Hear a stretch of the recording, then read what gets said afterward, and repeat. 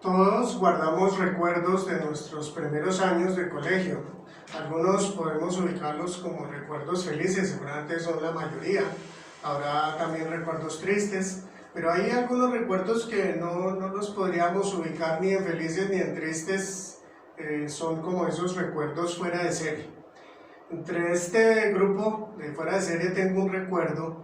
Cuando estaba allí en el colegio, un día que llegamos, nos avisaron en este primer año de estudio que un niño inmediatamente del curso inmediatamente superior, llamado Orlando, no iba a volver por un buen tiempo al colegio porque había tenido un accidente.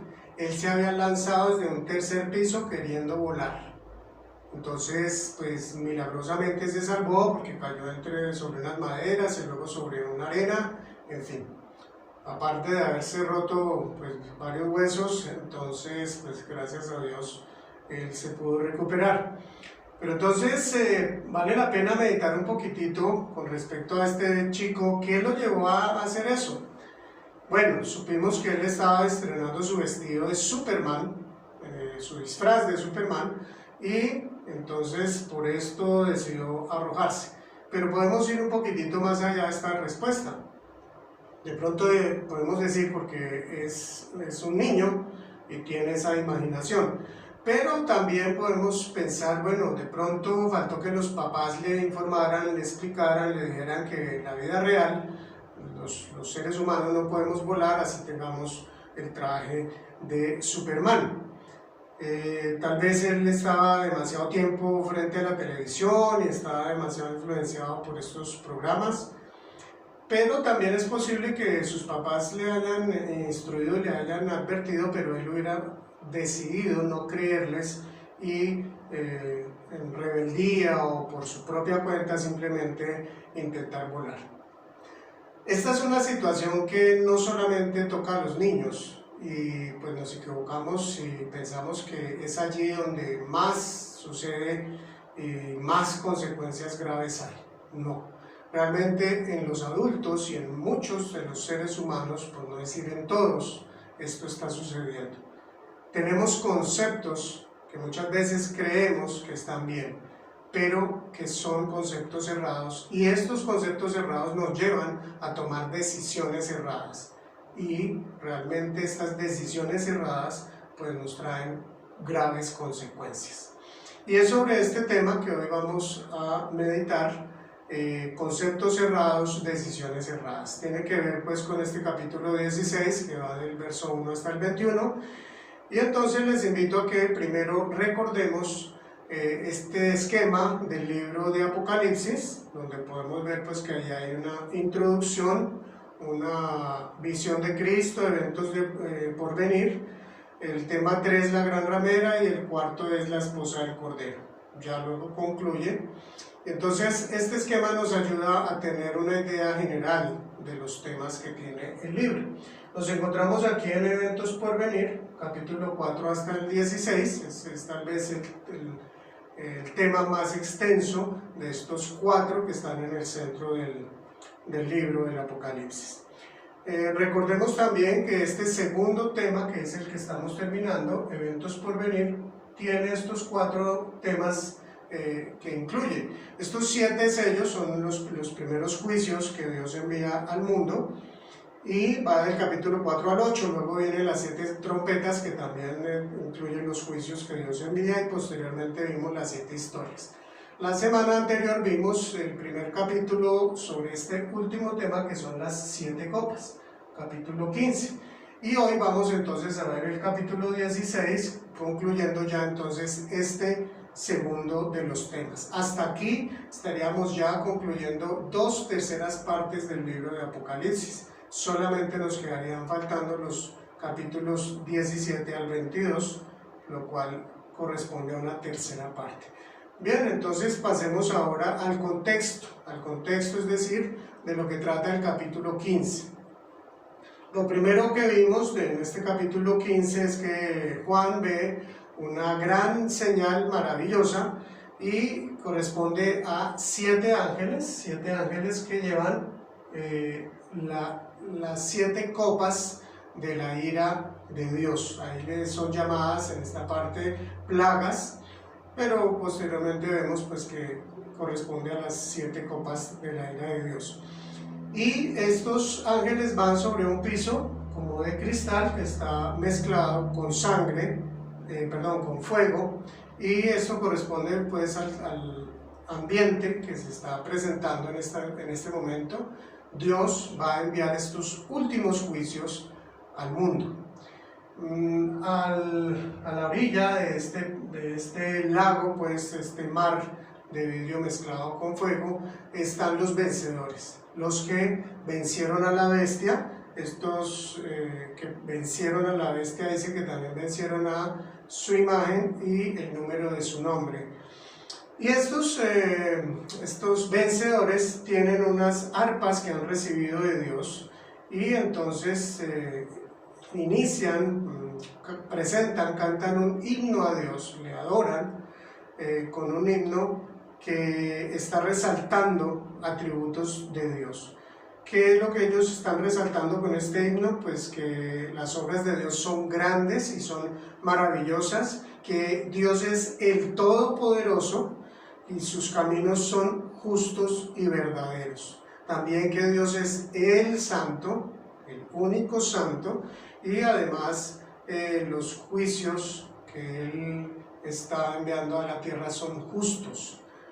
Es entonces en esta parte pues que vemos esa alegría de estos vencedores que adoran a Dios, y también afirman que a Dios todas las naciones le van a reconocer, todos le van a adorar, es decir, todos es absolutamente todos, incluso los que le han rechazado. Luego pasamos entonces a la tercera y última parte de este capítulo 15, donde nos habla que el cielo está, en el cielo está el templo, y el templo se abre y se hace visible esa inmensa gloria de Dios, ese poder, esa grandeza de Dios se hace visible entonces, y también nos dice que nadie puede estar presente dentro del templo hasta que terminen las 7 plagas. Esto lo podemos y lo conectamos con el capítulo 6, allí los últimos versículos nos están hablando pues de ese momento en que dice los grandes de la tierra, los reyes, los ricos, aunque también habla de los esclavos, los pobres, en fin, todos los seres humanos van a poder ver, y allí nos dice que ellos le piden a las montañas que les cubran, porque no pueden soportar, no pueden ver la ira de Dios, a Dios airado, y al Cordero también airado. Así que entonces en este punto nos encontramos y llegamos al capítulo 16. Les invito a ver esta imagen, y esta primera parte le he llamado las primeras 4 copas, que va desde el verso 1 hasta el 9. Llama la atención de esta ilustración el rostro, la expresión de este ángel, que es un rostro realmente como de preocupación, de seriedad, de algo realmente que implica preocupación, y incluso también está mostrando tal vez la ira que implica que Dios ya ha llegado a su límite con el pecado del ser humano. Ya el ser humano no va a continuar pues como hasta el momento ha estado alejado de Dios, y es lo que vemos en este capítulo 15 y vamos a continuar viendo en este capítulo 16.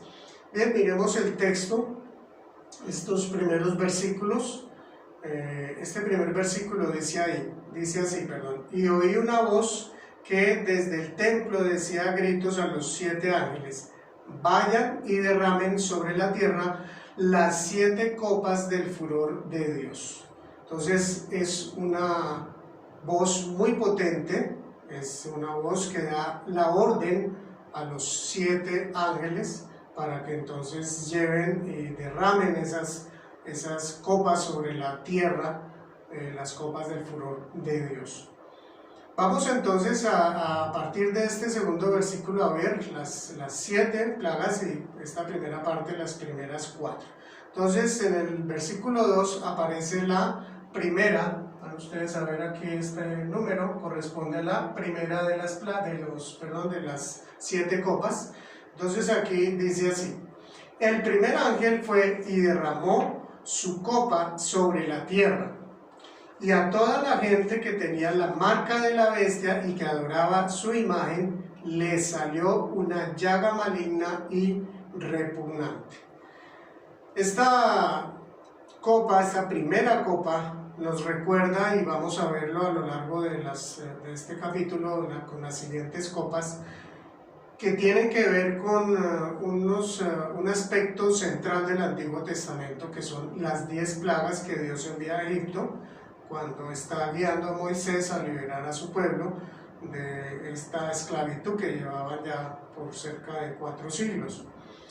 Dice en Éxodo 9, 8 al 11, entonces el Señor les dijo a Moisés y a Aarón: tomen de algún horno puñados de ceniza, y que la arroje Moisés al aire en presencia del faraón. La ceniza se convertirá en polvo fino y caerá sobre todo Egipto y abrirá úlceras en personas y animales en todo tiempo, en todo el país. Así que esta es la 6ª plaga que Dios envía en el tiempo de Faraón, allí en el Antiguo Testamento, cuando Moisés va a liberar por instrucciones de Dios a su pueblo. Tiene que ver, pues es similar, y vamos, como les acabo de decir, vamos a ver, esta situación tiene que ver pues con otras plagas también, con estas copas que vamos a ver a continuación. Así que esta llaga, nos podemos dar cuenta que esta llaga le sale a quienes, le sale a los que se han unido a la bestia, a los que la han adorado y tienen su marca. Ellos son los que reciben entonces estas llagas.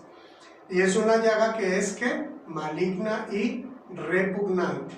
Es una llaga que, si bien es maligna, esta palabra, la segunda, repugnante, también podemos entenderla como algo que es pestilente, o sea, que tiene que ver con una peste y que también huele mal, y también podemos entender que es horrible. Es algo entonces chocante, algo que causa repulsión. Bueno, pasemos entonces ya a los siguientes versículos. Dice así el versículo 3, y corresponde a la segunda de las copas. El segundo ángel derramó su copa sobre el mar, y el mar se convirtió en sangre como de gente masacrada, y murió todo ser viviente que había en el mar. Esta segunda copa ya entonces tiene un aspecto más que hay que ver. Y si bien tiene que ver con aspectos de esas plagas en Egipto, también tiene que ver con las trompetas. Tiene que ver exactamente con la segunda trompeta que vimos allí en el capítulo 8 de Apocalipsis. Recordemos entonces lo que nos dice allí el verso 8 y 9, los versos 8 y 9 dice: tocó el segundo ángel su trompeta y fue arrojado al mar algo que parecía una enorme montaña envuelta en llamas. La tercera parte del mar se convirtió en sangre y murió la tercera parte de las criaturas que viven en el mar. También fue destruida la tercera parte de los barcos. Tiene pues, al parecer esto es como una continuación, porque se repite este aspecto que el mar se convierte en sangre. Pero a diferencia de este capítulo 8 con la trompeta, con la segunda trompeta, en esta segunda de las copas ya nos está hablando de una totalidad, ¿cierto? Porque dice: el mar se convirtió en sangre como de gente masacrada, y murió todo ser viviente que había en el mar. Entonces, esta segunda copa ya implica una tragedia ya a nivel mundial, no es una tercera parte, y podemos imaginarnos un poquitito más allá cómo empieza a oler seguramente todos estos seres marinos que han muerto, desde luego va a causar estragos. No es simplemente, se convirtió como en el agua, como en sangre y murieron. Sabemos que del mar también se extraen muchos de los alimentos de los seres humanos.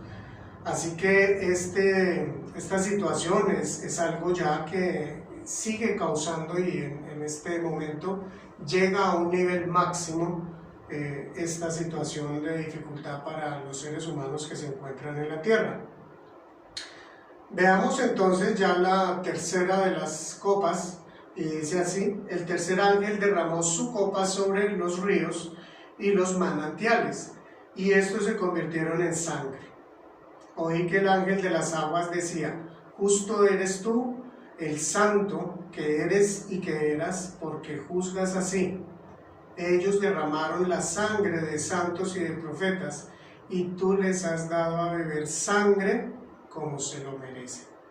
Entonces llega esta tercera copa de la ira de Dios, y vemos entonces también que tiene una similitud con esta tercera trompeta del capítulo 8, pero al igual que con la copa anterior, en este caso es ya completo.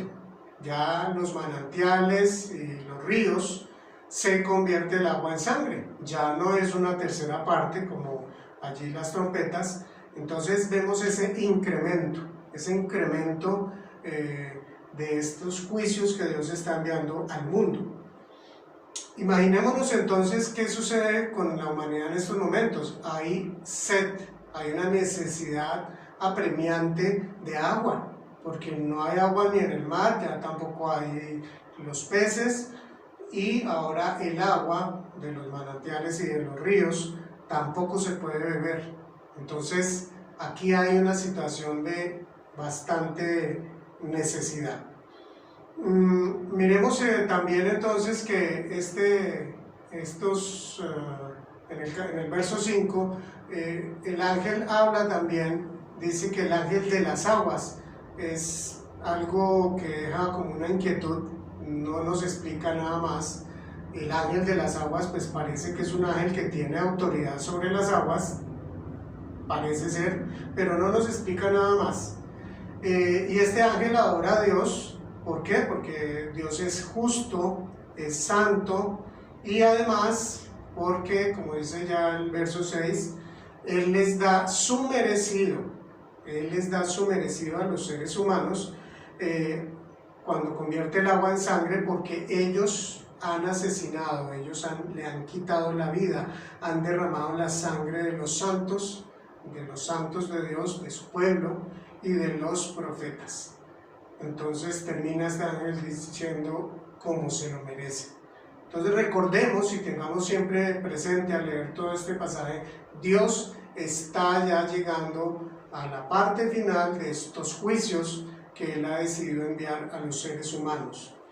Y estos juicios, desde luego, no son simplemente con el propósito de hacer sufrir a los seres humanos, sino de invitarles también a reconocer sus pecados, su rebelión, y pedirle perdón a Dios. Ese es el propósito que Dios tiene.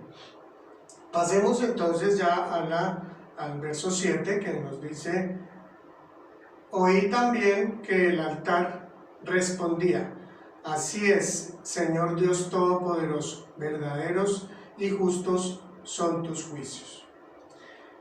Desde el altar entonces surge una voz que le adora a Dios y le reconoce su poder, su veracidad y su justicia.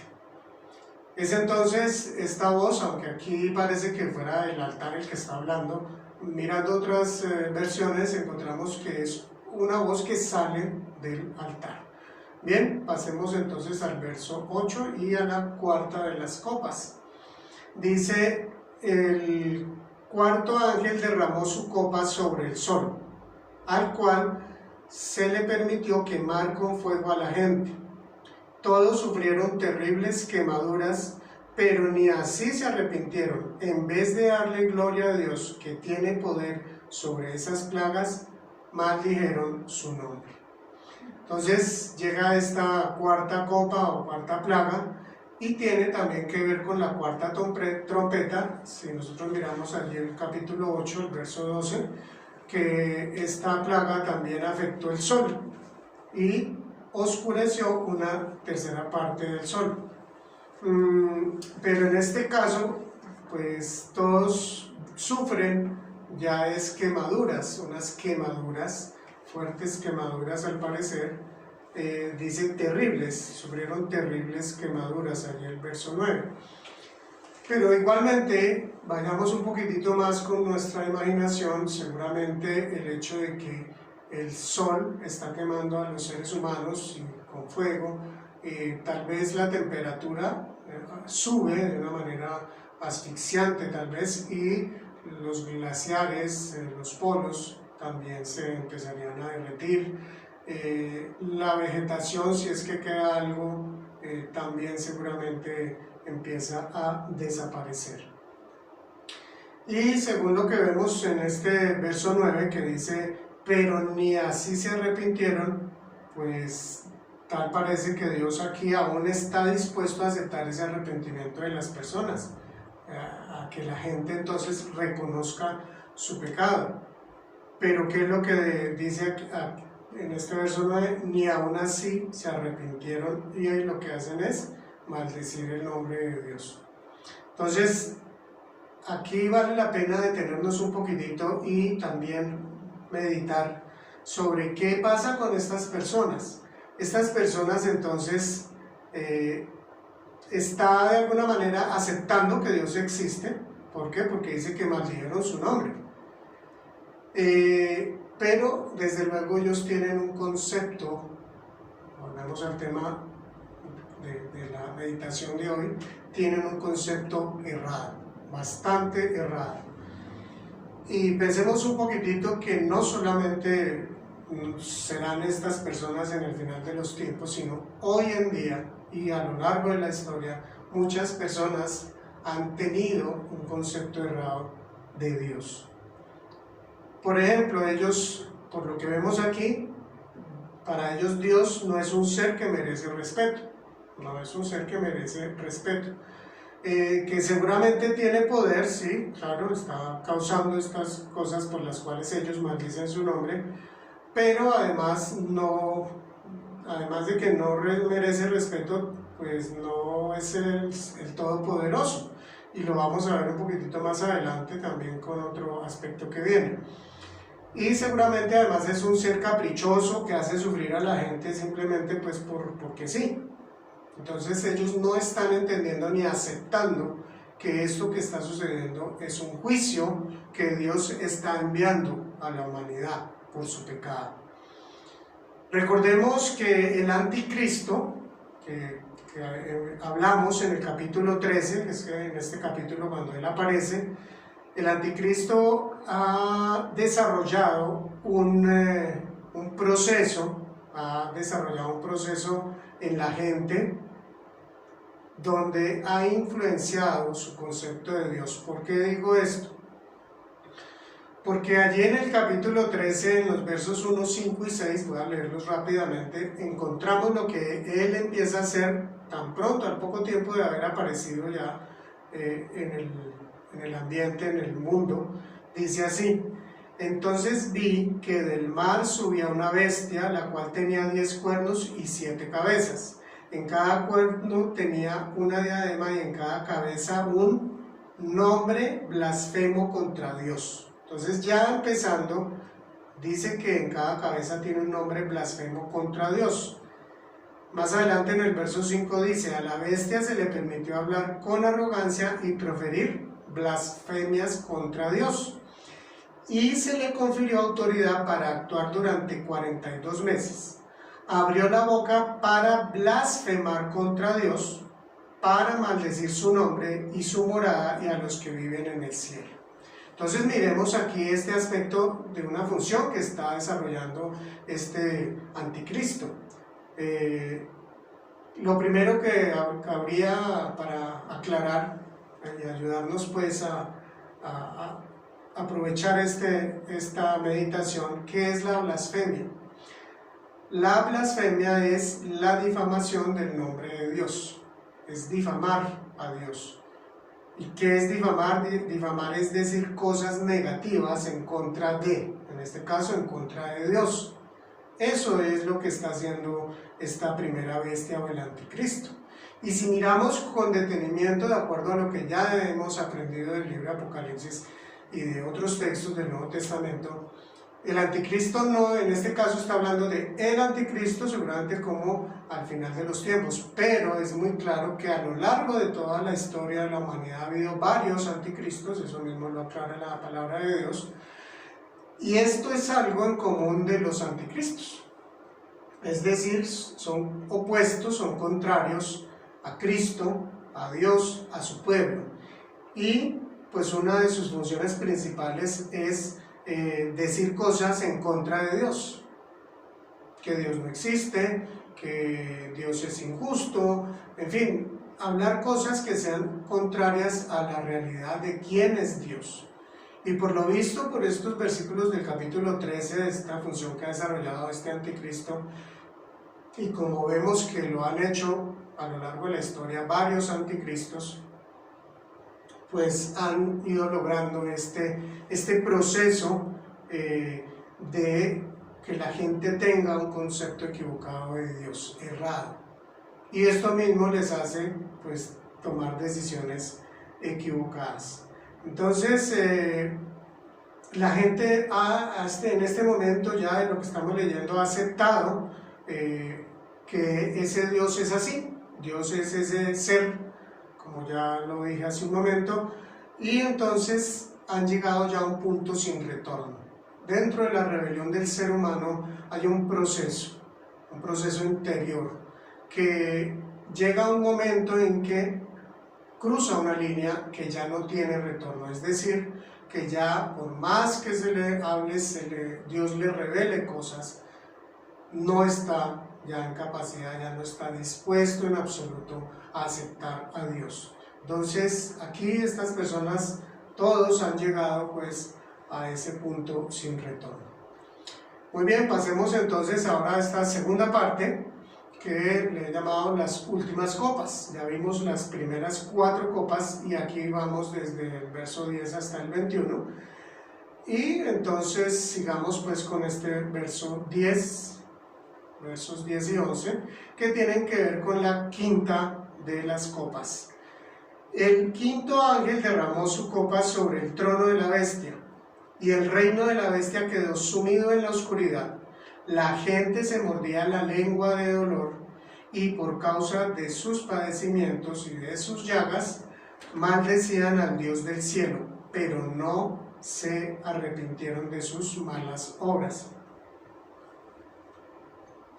Entonces fijémonos aquí, esta quinta copa, pues nos está hablando ya de un juicio que llega directamente sobre el reino, sobre el trono de la bestia.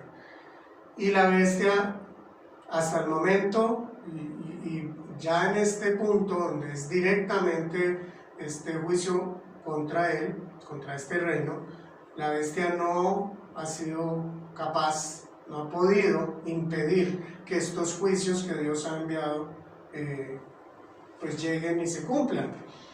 Así que esto evidencia pues este engaño de la bestia. Recordemos también como la gente decía allí en el capítulo 13, ¿quién como la bestia? ¿Quién podrá enfrentarla? Aquí llega Dios pues con su poder. Dios es Dios y es un concepto definitivamente importante que nosotros debemos de revisar. ¿Por qué? Porque como les decía la vez anterior, Dios no es un Dios con mucho poder, no, es Dios todopoderoso. Él es el único que no ha sido creado. Todos los demás seres y elementos en el universo han sido creados y han sido creados por Dios.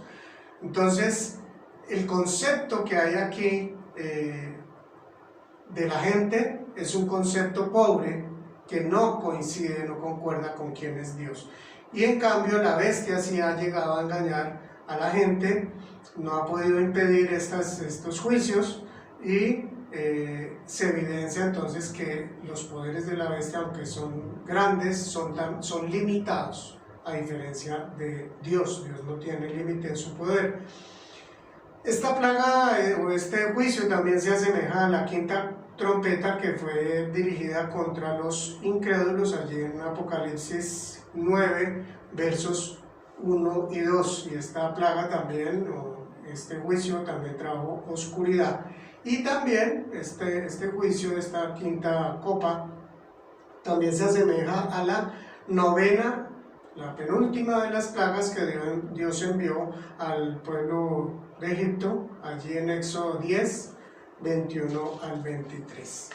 Bueno, pasemos al verso 11, pues algo que también vale la pena tener presente y aclararlo.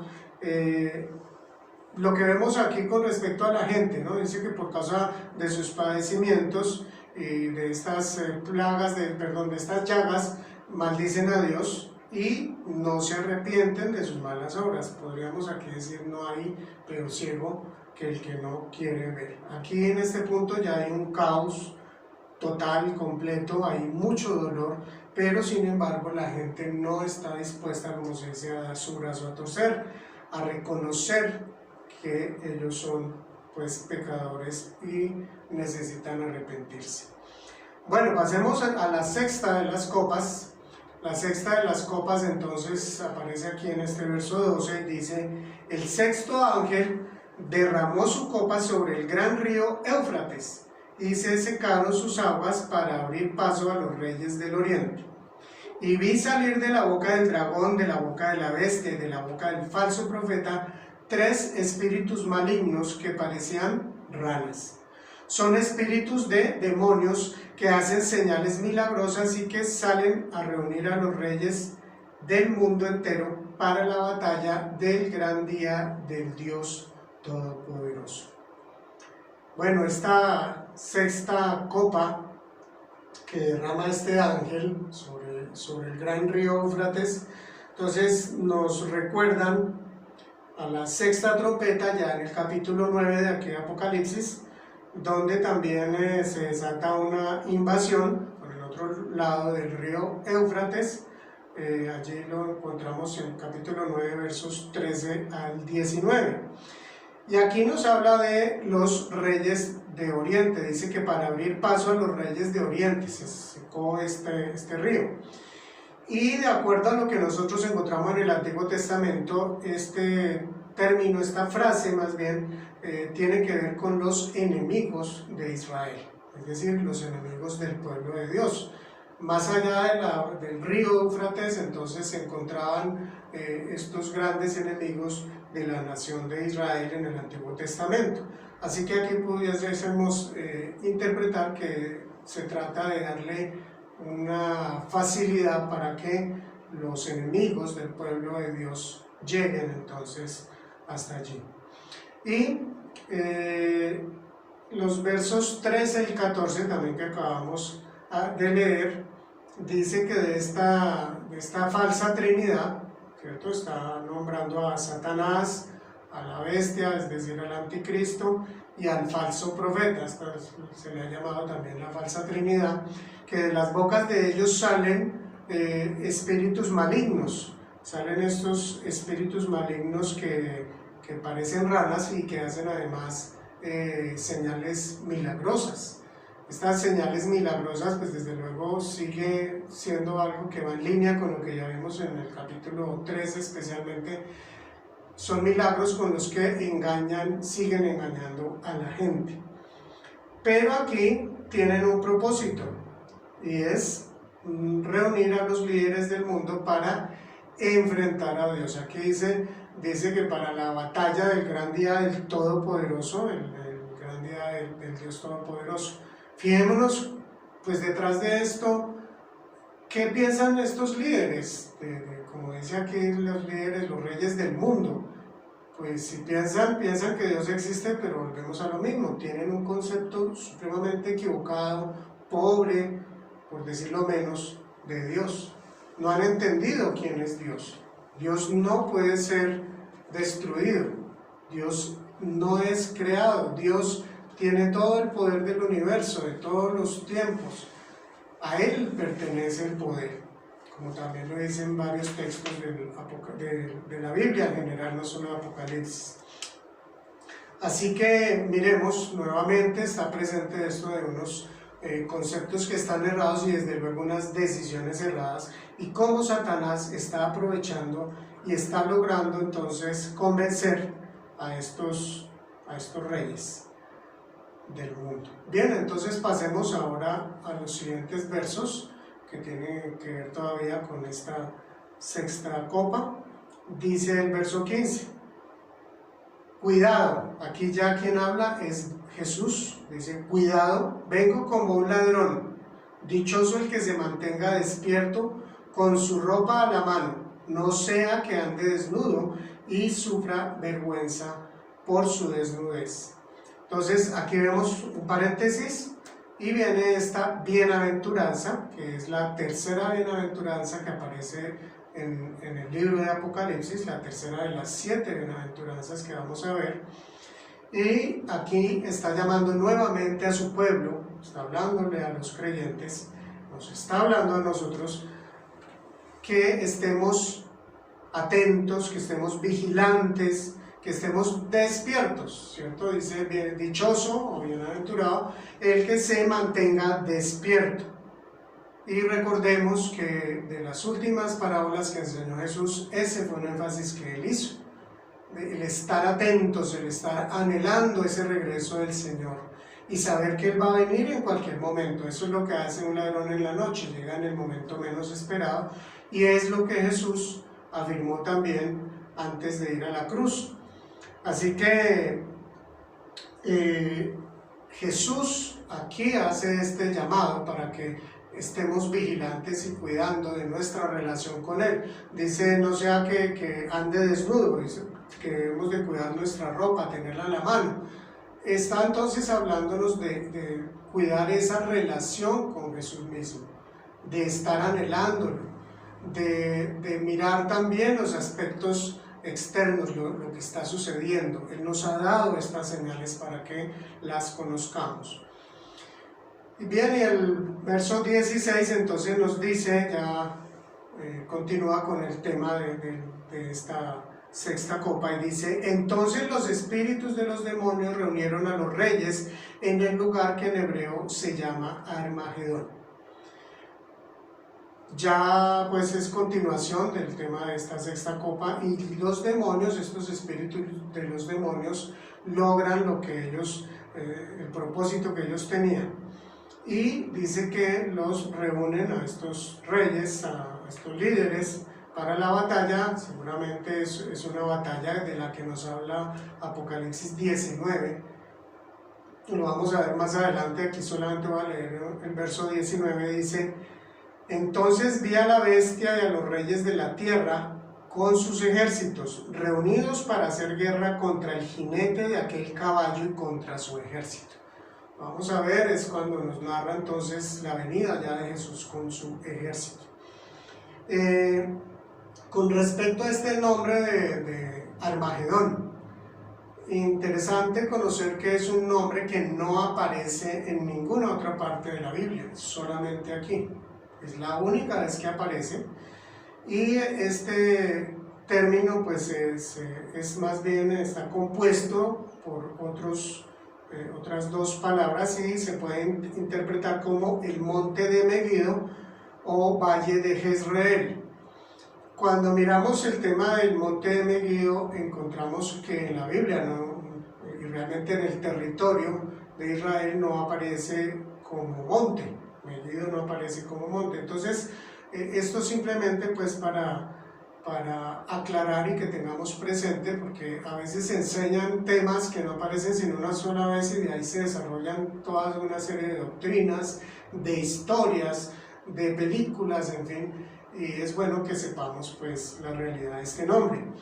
Más bien se puede interpretar como que es un lugar, pues ya que tiene que ver con Megiddo y con el valle de Jezreel, que en estos lugares hubo varias batallas que tuvo que enfrentar Israel en el Antiguo Testamento.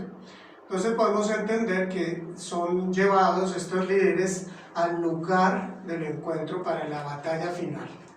Es algo así como se pudiera interpretar. Bueno, vamos entonces ya a la séptima y última de las copas. Dice así: el séptimo ángel derramó su copa en el aire y desde el trono del templo salió un vozarrón que decía: se acabó. Y hubo relámpagos, estruendos, truenos y un violento terremoto. Nunca, desde que el género humano existe en la tierra, se había sentido un terremoto tan grande y tan violento. Aquí entonces, esta séptima copa, que ya es la última, nos está hablando de esa voz que sale del trono y dice: se acabó. Y esto nos recuerda algo también cuando Jesús allí en la cruz grita y dice: todo se ha cumplido, y dice que luego inclinó la cabeza y entregó el Espíritu. Es ya como el momento culmen, ya pues es la séptima de las copas. Este texto que acabo de leer sobre cuando Jesús entrega su Espíritu está en Juan 19:30. Así que es un momento ya final, definitivo, la séptima y última de los juicios que Dios envía. Y se asemeja, de acuerdo a lo que vemos aquí en el verso 18, a la séptima de las trompetas, que aparece allí en Apocalipsis 11, 13, 19, donde antes y después también hubo relámpagos, estruendos, truenos y un terremoto fuerte y violento, aunque aquí ya nos habla de un terremoto como nunca antes hubo en la historia de la humanidad. Pasemos ya a los últimos versículos. Dice: la gran ciudad se partió en tres y las ciudades de las naciones se desplomaron. Dios se acordó de la gran Babilonia y le dio a beber de la copa llena de vino del furor de su castigo. Entonces huyeron todas las islas y desaparecieron las montañas. Del cielo cayeron sobre la gente enormes granizos de casi 40 kilos cada uno, y maldecían a Dios por esa terrible plaga. Vemos entonces ya en estos últimos versículos pues aspectos ya finales, desde luego. Nos dice que esta gran ciudad se partió en tres. Bueno, ¿a qué ciudad se refiere? La versión, la Nueva Traducción Viviente, interpreta que es la ciudad de la Gran Babilonia, pero hay otros que han interpretado que se puede referir también a la ciudad de Jerusalén. Dice que se parte en tres y además que las demás ciudades pues también se vienen abajo, se quedan hechas escombros, las demás ciudades. Y si esta parte se refiere a la ciudad de la Gran Babilonia, vamos a ver en el capítulo 17 y 18 este proceso, como cae la Gran Babilonia, especialmente en el capítulo 18. Aquí entonces vemos que ya esta ira de Dios, que es justa, que es santa, llega entonces a hacerse presente en este último juicio, y de alguna manera un poco como poético, ¿no? Nos dice allí el verso 20 que huyeron todas las islas y desaparecieron las montañas. Desde luego, pues entonces aquí ya el caos llega a su máximo. Y concluye este verso 21 hablándonos de estos enormes granizos. Imagínense que dice que tiene cerca casi 40 kilos cada uno de peso. Son realmente bombas, son unos proyectiles con una velocidad y un peso inmenso, y que va seguramente a destruir lo poco que ya esté en pie. Así que esta última parte, donde vemos que el mundo se está deshaciendo, ya estamos viendo con claridad un juicio mucho más fuerte, mucho más en su totalidad, donde Dios está haciendo justicia. Pensemos y miremos pues sobre todo esto que hemos leído. Realmente hay cosas bien importantes que tener presente. En cada una de estas copas vemos cómo se parece tiene como una continuidad con las plagas o los juicios que llegaron con las trompetas, y además tienen que ver con este pasaje del Antiguo Testamento allí en Éxodo, donde nos habla de las plagas que Dios envió a Egipto. Esta última copa tiene que ver con la séptima plaga, que es la lluvia de granizo, y se encuentra en Éxodo 9, 22 al 26. Termina entonces mostrando al ser humano que no reconoce su pecado, que tiene una conciencia realmente muerta. Ya no hay conciencia en estos seres humanos. Han llegado a ese punto de no retorno y de querer entonces además enfrentarse a Dios, lo que muestra que sus conceptos están bastante equivocados. Tengamos entonces presente, como seres humanos nosotros tenemos y manejamos a diario diferentes conceptos. Es importante revisarlos, es importante, y más cuando nos estamos refiriendo a temas espirituales, porque son temas trascendentes que tienen que ver con la eternidad de nosotros los seres humanos. Vamos entonces a las conclusiones. Estas últimas 4 conclusiones, les repito, no son las únicas, seguramente hay más, pero simplemente para tener en cuenta. Cualquier concepto errado que tengamos nos llevará a decisiones y a consecuencias erradas. Esto ya lo hemos visto, entonces creo que ha quedado claro. La segunda conclusión dice: podemos llegar a graves conceptos errados al ir recibiendo y aceptando pequeños engaños. Es algo que sucede a diario y es algo que debemos estar vigilantes con ir recibiendo mensajes del exterior donde hay cosas que son opuestas a lo que Dios está enseñando en su palabra. Tenemos que filtrar y cuidar entonces nuestra mente, nuestro corazón, y revisar lo que ya tenemos, porque si es necesario hacer cambios, es necesario hacerlos, porque esto tiene que ver con la eternidad. Tercera conclusión dice: Dios no dejará sin justicia el asesinato de sus hijos, santos y profetas. Hemos visto a lo largo de la historia de la humanidad, incluso desde el inicio de la iglesia del siglo I, como varios de los creyentes fueron asesinados, fueron martirizados, y más adelante con el inicio de la iglesia anabautista también encontramos que muchos también fueron sacrificados y martirizados. Dios hará justicia, incluso por lo que sigue sucediendo hoy en día en diferentes países. Cuarta y última conclusión: a todos los que le rechazan, Dios les concederá vivir eternamente separados de Él. Es una forma de decir, finalmente Dios le va a dar al ser humano lo que en su vida ha querido. Si ha sido el anhelo del ser humano buscarle a Él, conocerle, amarle, acercarnos a la fuente de vida, a la fuente de luz, entonces estaremos eternamente con Él.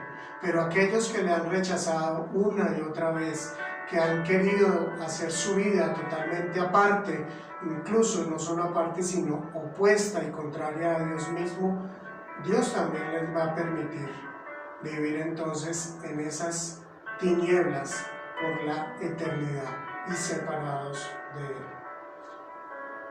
El Señor te bendiga.